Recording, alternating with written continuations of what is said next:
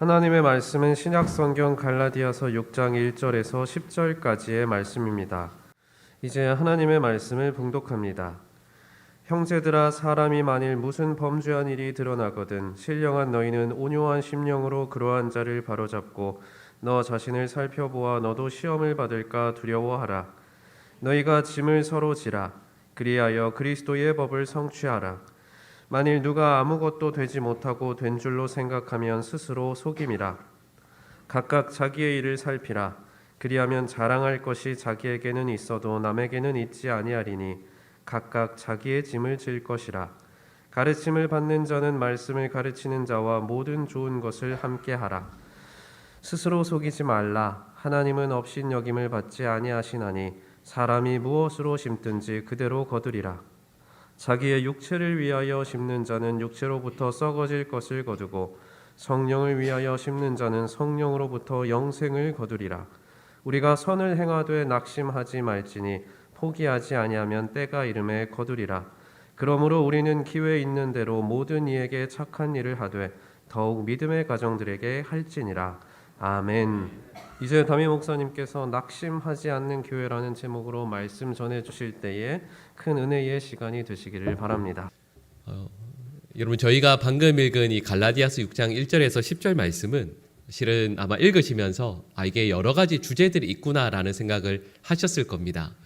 여러분, 그런데요, 이 갈라디아서 6장 1절에 10절 말씀을, 그 주제를 만약에 한 문장으로 말씀을 드린다고 한다면 이렇게 말씀드릴 수 있습니다. 선한 일을 하되 낙심하지 말라, 이렇게 말씀을 드릴 수 있습니다.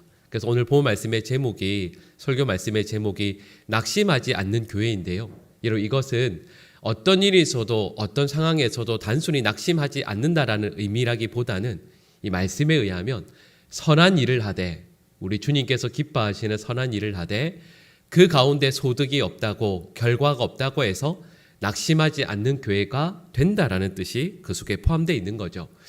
여러분, 저희가 언제 낙심하겠습니까? 여러분, 예를 들면 이렇게 말씀드릴 수 있을 것 같아요. 여러분, 저도 낙심할 때가 있지만, 예를 들면 저는 발레를 못한다고 저는 낙심하지 않습니다.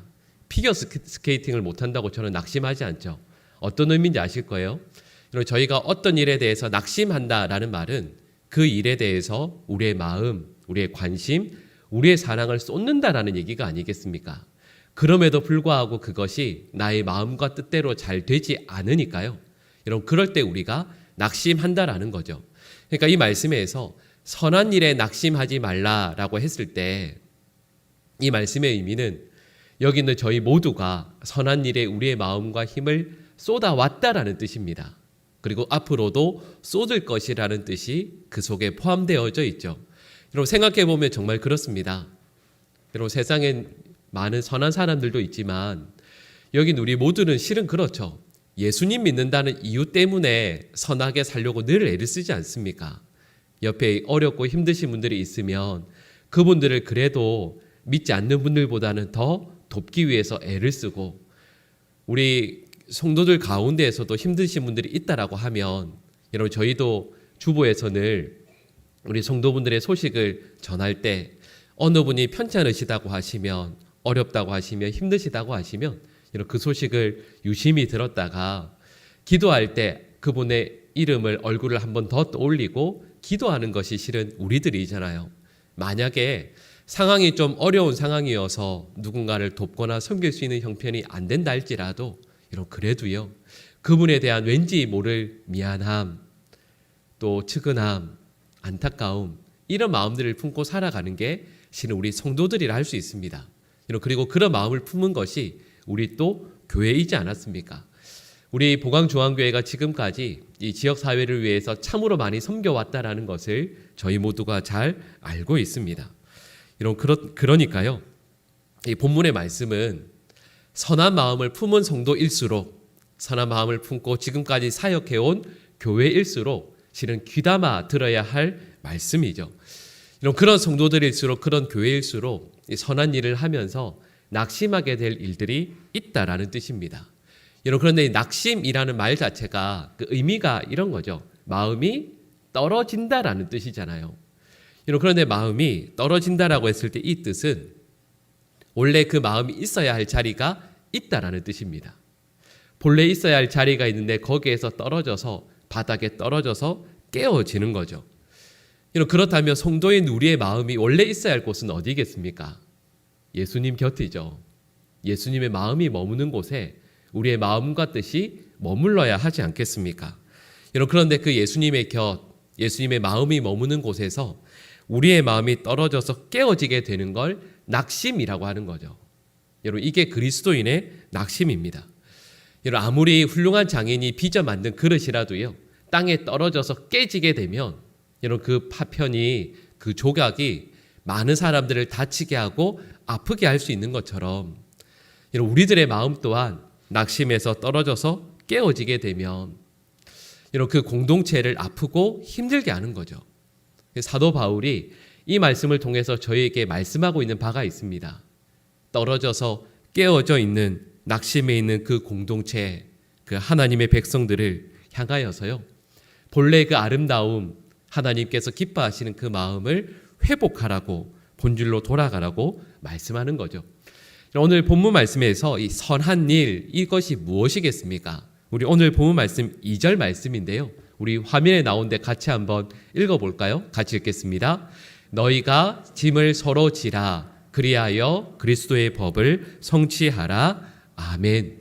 이 2절 말씀 아마 우리 좀 전에 최 목사님께서 본문 읽어주실 때 2절 말씀 읽으시다가 그 다음에 조금 이상한 부분 발견하지 않으셨습니까? 우리 5절 말씀 같이 한번 또 읽어볼까요? 우리 5절 말씀 같이 읽겠습니다. 각각 자기의 짐을 질 것이라. 아멘. 2절 말씀과 5절 말씀이 서로 상충되죠. 2절 말씀은 서로의 짐을 대신 지어주라 이렇게 말씀하고 있는데 5절 말씀에서는 자기의 짐은 자기가 지라 이렇게 말씀하고 있거든요. 그런데 이건 잠깐만 설명을 드리면 5절과 2절에서 말씀하는 짐이 좀 다릅니다. 헬라어 원어로 봐도 완전히 다른 단어입니다. 5절에서 말씀하고 있는 짐이라는 것은 나의 짐은 내가 져야 된다라는 뜻, 여기에서요, 짐이라는 건 하나님께서 나에게 특별히 주신 나만의 재능, 기회, 시간, 이런 것들을 의미하는 겁니다. 이건 남에게 나눠줄 수가 없는 거죠. 근데 2절에서 말씀하고 있는 짐이라는 건 이것과는 좀 다릅니다. 2절에서 말씀하고 있는 짐이라는 건 갈라디아서 5장 13절에서 말씀하는 서로 종노릇 하는 것을 의미합니다. 이건 저와 여러분들이 이 세상을 살아가면서 힘들고 어려운 일을 당했을 때 그것을 함께 지고 도우라는 뜻이죠. 죄라든지 인생의 시련이라든지 아픔, 버거운 삶의 무게들, 우리가 삶을 살아가면서 만나게 되는 힘겨운 시험들, 이런 것들 때문에 지쳐 쓰러지게 된 성도들, 동역자들을 도와서 그 짐을 함께 지라고 말씀하는 겁니다. 여러분, 그래서 실은 각 교회마다 우리 여기 장로님들, 권사님들, 안수집사님들 다 계신데요. 그래서 교회마다 이런 직분들이 있는 거죠. 교회마다 하나님께서 교회 지도자들을 세우시고 부르십니다. 말씀드렸던 장로님들, 또 우리 권사님들, 또 우리 안수집사님들, 또 우리 집사님들, 저와 같은 목회자들도 하나님께서 그렇게 세워주신 거죠. 근데 왜 세우셨는가라고 했을 때 하나님께서 성도들에게 목회자는 존경해야지, 장로님은 존경해야지, 이러려고 세우신 것이 아니라는 겁니다. 하나님께서 교회 리더들을 세우신 이유는 존경이나 칭찬을 받으라는 것이 아니라 내 곁에 있는 성도들의 그 짐을 함께 나누어지고 함께 많이 지라고 말씀하는 거죠. 여러분, 그래서 저희 장로교회 전통이 그러합니다. 장로교회 전통은 세례 입교 교인 30명마다 장로님 한 분을 세우게 돼 있어요. 30명마다 장로님 한 분을 피택해서 안수하고 세우게 되어 있습니다. 무슨 뜻일까요? 성도 30분을 한 장로님이 섬기라는 뜻이 아니겠습니까? 여러분, 그런데 이 일이 너무 힘들고 어려우니 함께 섬기도록 우리 권사님들도 안수집사님들도 하나님께서 세우셔서 교회를 한 몸으로 섬겨 만들어 나가도록 이루어내시는 거죠. 이런 성경의 인물 가운데에서 모세와 히스기야라는 탁월한 분들이 있습니다. 공통점이 있죠. 모세도 히스기야도 삶에서 그리고 민족을 이끌어 나가는 탁월한 지도자들이었는데 그 가운데에서 큰 어려움들을 만나게 됩니다. 그리고 그 어려움 가운데에서 기도해서 하나님의 응답을 경험하신 분들이죠. 예를 들면 히스기야는 병이 들어서 죽게 되었습니다. 그때 히스기야가 벽을 향해서 기도하죠. 세상을 보지 않고 왕으로서의 나의 능력과 어떤 것들도 자랑하지 않고 하나님만 구하겠다라는 뜻입니다. 병을 향해서 통곡하면서 하나님의 은혜를 구하며 기도합니다. 그랬더니 하나님께서 응답을 주시죠. 그 응답이 뭐냐면 15년의 기간 동안 생명이 연장됩니다. 여러분, 이 일이 이스라엘뿐만 아니라 온 곳곳에 다 소문이 퍼지게 되거든요. 여러분, 그때 신흥 강대국이었던 바벨론이 이 소식을 듣게 됩니다. 그리고 사신들을 보내죠. 왜 보냈을까요? 분명히 저 히스기야 왕에게 특별한 뭔가가 있는데 그게 무엇인지를 알아보라는 거죠. 근데 이 사신들이 왔을 때 히스기야가 어깨를 우쭐대면서 자기의 왕궁의 창고문들을 다 열어서 보여줍니다. 어떤 의미겠습니까? 자신의 병이 나아서 15년의 생명이 연장된 건 내가 한 게 아니거든요. 하나님의 은혜죠. 근데 히스기야는 자신을 자랑하는 겁니다. 창고문을 열어서 여러분, 내가 실은 이런 왕입니다. 이만큼의 능력 있는 사람입니다. 자랑하죠. 여러분, 그리고 사신이 돌아갔을 때 하나님께서 이사야 선지자를 통해서 그에게 말씀하시는 내용이 나옵니다. 열왕기하 20장 17절에서 19절 말씀인데요. 우리 한번 화면에 나오는데 같이 한번 읽어볼까요? 여호와의 말씀에 날이 이르리니 왕궁의 모든 것과 왕의 조상들이 오늘까지 쌓아두었던 것이 바벨론으로 옮긴 바 되고 하나도 남지 아니할 것이요. 또 왕의 몸에서 날 아들 중에서 사로잡혀 바벨론 왕궁의 환관이 되리라 하셨나이다 하니 히스기야가 이사에게 이르되 당신이 전한 바 여호와의 말씀이 선하니이다 하고 또 이르되 만일 내가 사는 날에 태평과 진실이 있을진데 어찌 선하지 아니하리요 하니라. 아멘. 여러분, 이 말씀의 의미가 어떤 것이겠습니까? 이 말씀의 의미는 이런 거죠. 말씀드렸던 것처럼 하나님께서 이사야를 통해서 히스기야에게 벌을 내리실 것을 말씀합니다. 근데 그 벌의 내용이 히스기야 당대는 괜찮아요. 히스기야가 살아있을 때에는 그 재앙이, 그 어려움이 임하지 않을 겁니다. 근데 문제는 그 다음에요. 히스기야의 아들이 바벨론으로 끌려가게 될 것이고 너희 아들뿐만 아니라 이 유다에 있는 백성들 가운데서도 바벨론으로 끌려가는 사람들이 있게 될 것이라고 실은 심판의 말씀을 선포하시는 거죠. 여러분, 근데 이 말씀을 들었던 히스기야가 뭐라고 하시는지 아십니까? 마지막 절에 보니까 뭐라고 돼 있죠? 하나님의 말씀 괜찮습니다. 선합니다. 제가 그 일 안 나가면 괜찮아요. 뭐 어차피 저 다음 때에 있을 일인데요. 저 괜찮습니다. 하고는 하나님의 심판의 말씀을 그냥 아주 쿨하게 받아들입니다. 여러분, 분명히 히스기야는 민족의 지도자거든요. 하나님께 엎드려 기도해서 기도의 응답을 받았던 기도의 사람이거든요. 그런데 짐을 내가 지질 않습니다. 짐을 내 아들, 이 나라 민족 국민에게 맡겨버리죠. 자기가 짐을 지지 않습니다. 말씀드렸던 또 다른 지도자죠. 모세는 시내산에서 하나님의 율법을 그 십계명 돌판을 받아서 내려왔을 때 이스라엘 백성들이 우상을 섬기면서 금송아지에게 절을 하고 있지 않습니까? 그때 하나님께서 모세에게 이렇게 말씀하십니다. 모세야, 여기는 이스라엘 민족 전부 다 죽이자. 내가 한 명도 남기지 않고 다 쓸어버리겠다. 딱 너만 살리겠다. 너 한 사람 통해서 새로운 민족을 만들고 약속의 땅에 들어가서 강대한 민족을 만들어내겠다. 그런데 모세가 그때 하나님께 이렇게 반응하는 내용이 나옵니다. 여러분, 출애굽기 32장 32절 말씀인데요. 우리 같이 한번 읽어볼까요? 그러나 이제 그들의 죄를 사하시옵소서. 그렇지 아니하시오면 원하건대 주께서 기록하신 책에서 내 이름을 지워버려 주옵소서. 아멘. 이게 모세의 반응입니다. 하나님께서 뭐라고 말씀하시냐면 이 짐은 이스라엘 민족이 져야 된다. 이스라엘 민족이 이제 끝내야 된다라고 말씀하세요. 모세와 상관없어요. 근데 모세가 하나님 앞에 엎드려서 눈물로 통곡합니다. 눈물로 기도하죠. 그리고는 범죄했고 부족하고 자격이 없는 이스라엘 백성들의 그 짐을 모세가 친히 집니다. 여러분, 이게 하나님께서 말씀하시는 교회에서 세우신 직분자나 리더의 모습인 거죠. 여러분, 저희가 지난 주일에 저희 교회를 섬길 우리 청지기들을 임명했습니다. 여러분, 저는 우리 모든 청지기들, 우리 모든 성도들이 우리 보광중앙교회를 충성되이 섬길 수 있게 되기를 간절히 축복합니다.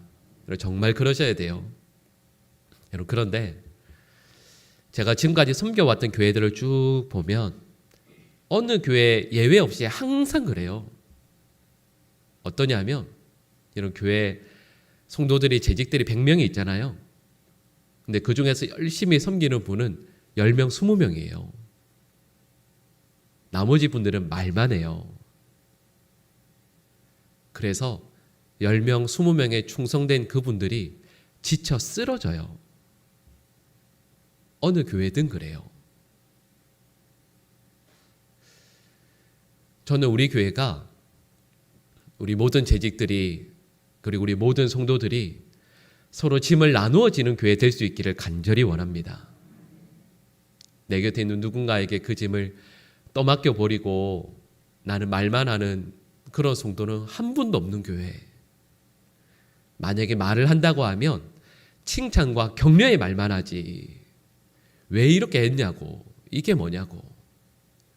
여러분, 저는 정말 우리 교회가 서로 짐을 나누어지고 내 옆에 있는 집사님, 권사님이 지쳐 쓰러지면 우리 장로님들이 정말 또 귀한 일들을 많이 감당하시는데 우리 집사님도 권사님도 실은 그러신데 지쳐 쓰러지게 되었을 때 이런 그 짐을 우리가 함께 나누어지고 또 그걸 위해서 기도해드리고 또 함께 애써주고 칭찬해주고 격려해주고 여러분, 그래서 우리 교회가 단 한 분도요 지쳐 쓰러지는 성도 재직이 없는 교회 될 수 있기를 간절히 원합니다.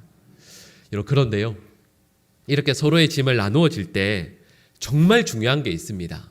그게 뭐냐면 태도와 방법이죠. 우리 오늘 본 말씀 갈라디아서 6장 1절 말씀 우리 노란색으로 되어 있는 부분 같이 한번 읽어볼까요? 같이 읽겠습니다. 신령한 너희는 온유한 심령으로 그러한 자를 바로잡고 아멘. 그리고 실은 이 1절 말씀은 범죄한 사람을 향해서도 어떤 태도를 가져야 되는가를 말씀하고 있거든요. 그러니까 그 짐을 함께 나누어질 때 그 태도와 마음이 어떠해야 하는지를 우린 더더욱 알 수가 있습니다. 근데 6장 1절에서 뭐라고 말씀하냐면 그때 마음과 태도가 어떠해야 되죠? 온유한 심령으로.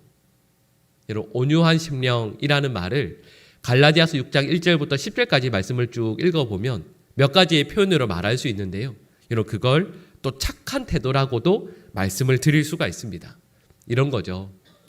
우리가 교회를 함께 섬기고 믿음의 길을 갈 때 내 곁에 범죄한 이가 있을 수 있고 또 그 일을 감당하다가 진짜 쓰러진 분들도 만날 수 있지 않겠습니까?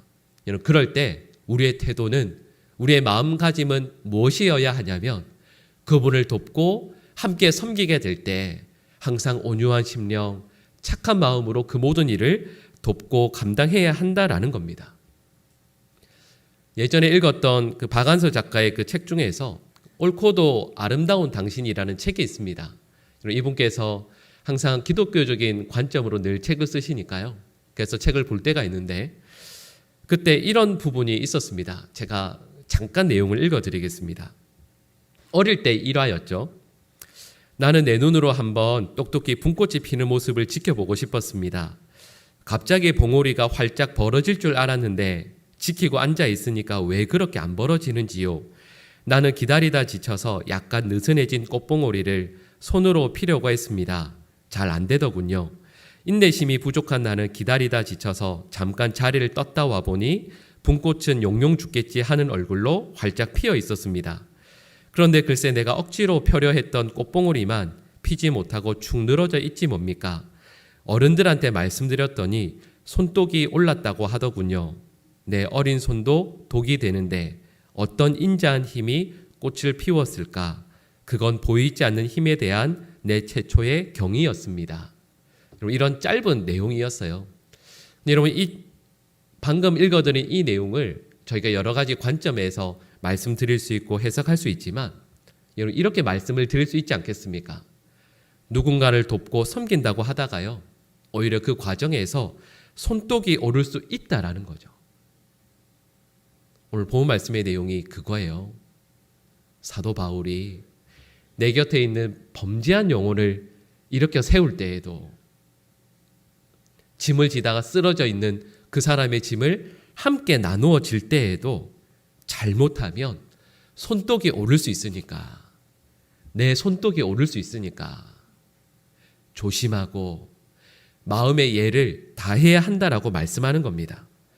교회를 감당하면서 누군가를 돕고 섬긴다고 하지만 오히려 그것이 내 곁에 있는 교회 형제, 내 자매의 마음을 아프게 할 수 있으니까 늘 온유와 겸손함으로 그들을 사랑하고 섬기라는 것을 말씀하는 거죠. 여러분, 저는 지금까지 목회를 감당해 오면서 여러 지론이라고 할까요? 철학이 있는데 그 중에 하나는 이겁니다. 저는 이 세상에서 가장 예의 바른 사람은 그리스도인이라고 믿습니다. 여러분, 그리스도인은 이 세상에 누구보다 예의 바른 사람이어야 한다라고 믿어요. 여러분, 그래서 내 곁에 있는 어떤 누군가를 대할 때에도 항상 예의를 다해서 섬겨야죠. 여러분, 저희가 복음서 말씀을 읽어보면 여러분 혹시 느끼시지 못하셨습니까? 저희가 성경 말씀 읽으면 예수님에 대해서 말씀을 읽어보면 이해가 안 되는 게 하나 있습니다. 여러분, 이건 예수님에 대해서라기보다는 번역의 문제죠. 마태, 마가, 누가, 요한복음을 읽어보면 예수님께서 사람들에게 하시는 말씀은 항상 어떻게 돼 있죠? 반말로 돼 있어요. 사람들이 예수님께 하는 말씀은 다 존댓말로 되어 있습니다. 근데 예수님께서 사람들에게 하시는 말씀은 다 반말로 되어 있죠. 이게 왜 그러냐면 이 원어인 헬라어에는 그 존댓말이 원래 없으니까요. 근데 이걸 한글로 번역하실 때 번역하시는 분들의 마음이 이런 거죠. 윗사람이 아랫사람에게는 하대해도 괜찮다. 더군다나 그 윗사람이 누구시죠? 하나님이시잖아요. 하나님의 아들이신 예수님께서, 창조주이신 예수님께서 이 땅에 오셔서 사람들과 함께 말씀을 건네고 계시는 거니까, 아니 예수님이 사람에게 반말하는 것 당연하지라고 생각했던 겁니다. 그래서 그렇게 번역한 거죠. 여러분, 그런데요, 정말 그럴까요? 여러분, 예수님께서 정말 그런 마음으로 이 땅의 사람들을 대하셨겠습니까? 여러분, 이 땅에 오신 예수님께서 낮아지기 위해서, 섬기기 위해서, 오늘 이 말씀처럼 우리의 짐을 대신 짊어지기 위해서 쓰러지고 넘어지면서 골고다 언덕 위로 가시기 위해서 오신 분이잖아요. 눈물이, 그 땀이 핏방울이 되도록 기도하시면서까지 우리에게 기쁨을 주시고자 하신 분이 아니겠습니까? 목숨을 내어주신 그분이 여러분, 어리다고, 소경이라고, 가난한 거지라고, 장애인이라고, 키가 작다고 예수님께서 말을 낮추셨겠습니까? 분명히 말로는 말 자체가 존댓말이 없지만 여러분, 예수님의 마음은 그러지 않으시겠죠. 예수님은 아무리 작은 사람, 아무리 연약하고 부족한 한 사람이라 할지라도 그 모든 이들을 늘 더욱더 겸손한 마음으로 높여주시고 섬기시고 그의 삶을 어느 누구보다도 존귀하게 여기셨다라는 것을 우리는 짐작할 수 있습니다. 여러분, 그리고요, 정말 저희들이 예수님을 믿는 사람이면, 예수님의 마음을 가지기 원하는 분들이라면 예수님의 그 마음을 우리가 헤아려야 하지 않겠습니까? 교회 섬기면서 함께 믿음 생활 하시면서 내 곁에 계신 어느 분에게요, 목소리 높이시면 안 돼요. 어느 분이든 항상 예수님께서 그분을 늘 높이시는 것처럼, 그분을 예수님께서 겸손히 섬기신 것처럼 우리도 그래야죠. 어느 누구라도 그분을 나보다 더 높이 여기고 겸손히 섬기는 그런 우리가 되어야 하지 않겠습니까? 저는 이 한 해 우리 교회 모든 분들이 내 곁에 있는 분들의 짐을 서로 나누어 지되, 혹시 그분에게 내가 손을 내밀면서도 나에게 있는 그 독이 오르게 될까봐 늘 겸손히 조심스레 말 한마디, 거기에 예의, 사랑, 겸손을 담아서 말씀을 건네고 사랑하고 섬기는 우리 모든 주의 백성들 되시기를 간절히 축복합니다. 여러분, 그런데 제가 이렇게 말씀드린 내용들이 쉬운 얘기들이 아니잖아요. 여러분, 이 내용이 실은 아주 간단하고 짧은 내용이지만 믿음 생활 하다 보면, 교회를 섬기다 보면 이것이 결코 쉽지 않다라는 것도 알고 있습니다. 여러분, 그런데 우리 주님께서 말씀하시는 내용이 있죠. 여러분, 이렇게 선한 일을 감당할 때 낙심할 일이 분명히 있어요. 오늘 본문 말씀의 내용은 그 선한 일을 낙심하지 않고 주님 앞에 서는 그날까지 계속하면 주님께서 반드시 열매를 맺게 하실 것이고 갚아주신다 말씀하십니다. 이걸 우리 대에는 보지 못할 것 같아도요, 아니요, 우리 주님께서는 그 모든 일들을 반드시 기억하실 겁니다. 예전에 그 TV에서 그 동물들의 삶을 다루는 짧은 다큐멘터리를 본 적이 있거든요. 여러분, 그때 쭉 나오던 것 중에 그 내용이 뭐였냐면 겨울잠에 대한 내용이었습니다. 근데 거기에 이런 내용이 나왔어요. 여러분, 요즘에도 있는데 왜 다람쥐들이 겨울 준비를 하지 않습니까? 가을에 어떻게 하죠? 왜 도토리들을, 제가 잊을 수 없는 장면이 그 다람쥐가 그 도토리 같은 걸 입에 물어서 볼이 볼록하게 나온 되게 아주 귀여운 모습이었어요. 이렇게 해서 화면을 한번 바라보고 후루룩 내려가서 땅을 파고 도토리를 묻어두는 겁니다. 가을 내내 도토리를 땅을 파고 계속 묻어두는 거죠. 근데 문제가 있어요. 다람쥐가 기억력이 나쁩니다. 그래서 100군데를 묻어놓으면 10군데밖에 기억을 못해요. 90군데는 그냥 잊어버리는 거죠. 근데 여러분, 그때 제가 잊을 수 없는 게, 그때 이제 멘트를 하시는 과학자죠. 아이들에게 설명하시는 분이었는데 그 과학자가 이렇게 말씀을 하셨어요. 여러분, 그러면 나머지 90군데는 이렇게 다람쥐가 열심히 파서 숨겨놓은 건 의미가 없을까요? 이렇게 물어보거든요. 근데 뭐라고 이야기하냐면 이렇게 얘기해요. 아니에요. 다람쥐는 90군데 묻어놓은 그 도토리들을 다 잊어버리긴 하지만 10년이 지나고 오랜 시간이 지나면 그 도토리들이 자라서 큰 참나무 숲을 이루어요.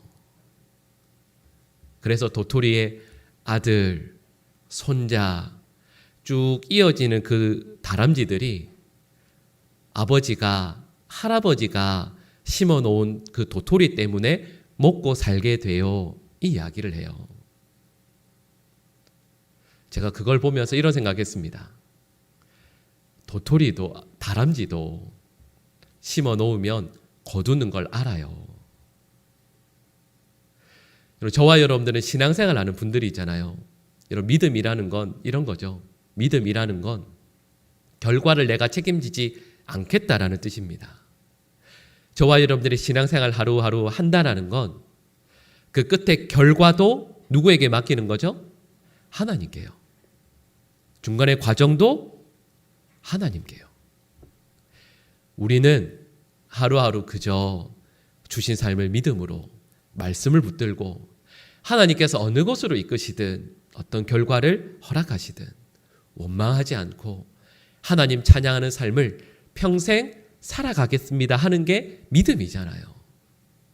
여러분, 그런데 하나님께서 뭐라고 말씀하시냐면 선한 일을 감당하고 너의 곁에 있는 믿음의 형제, 자매의 짐을 너희가 서로 나누어지고 그 믿음의 길을 끝까지 걸어가면 그 선한 일에 대한 모든 것을 하나님께서 반드시 심은 대로 거두게 하신다라고 약속하세요.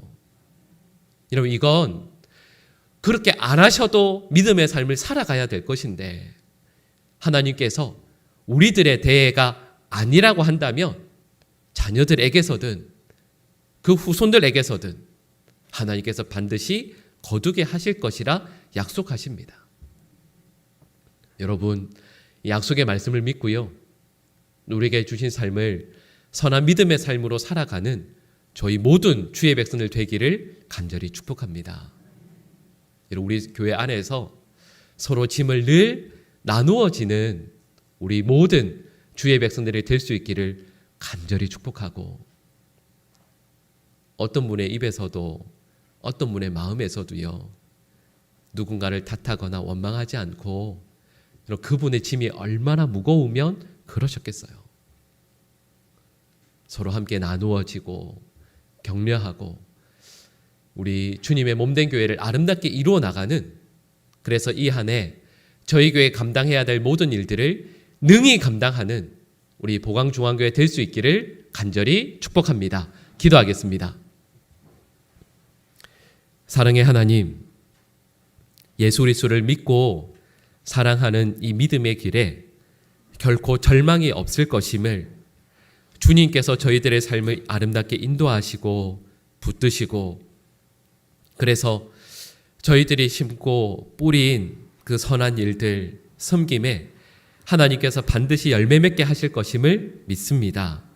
하나님, 우리 사랑하는 모든 성도들의 삶을 주장하여 주셔서 내 곁에 있는 이들 위해서 늘 기도하며 섬길 때 그들이 지고 가는 짐을 함께 나누어 질 수 있는 하나님의 백성들 다 되게 하여 주시옵소서.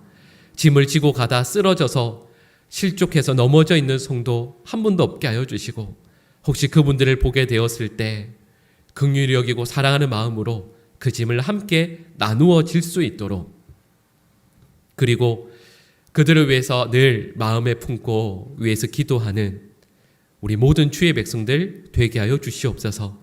하나님, 이 일을 감당하는 것이 결코 쉽지 않을 것임을 저희들 잘 알고 있습니다. 그러나 우리의 마음과 힘을 쏟아서 이 일들을 감당할 때 우리 주님께서 이를 열심히 최선 다해서 감당하는 한 분 한 분의 삶을 귀하게 여겨주시고, 또 모든 성도들이 심은 대로 반드시 거두게 하실 것임을 저희 모두가 믿사오니 하나님, 이 일에 우리의 마음과 힘을 쏟을 수 있도록 역사하여 주시옵소서. 그래서 저희 교회 허락해 주신 모든 사명들을 능히 감당하는 우리 보강중앙교회 될 수 있도록, 모든 주의 백성들 될 수 있도록 역사하여 주시옵소서.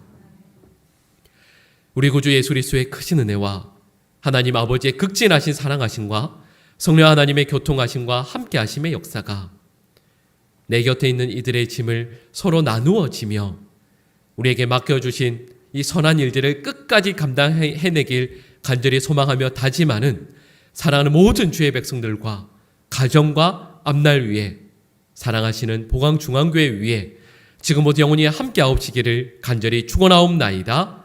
아멘.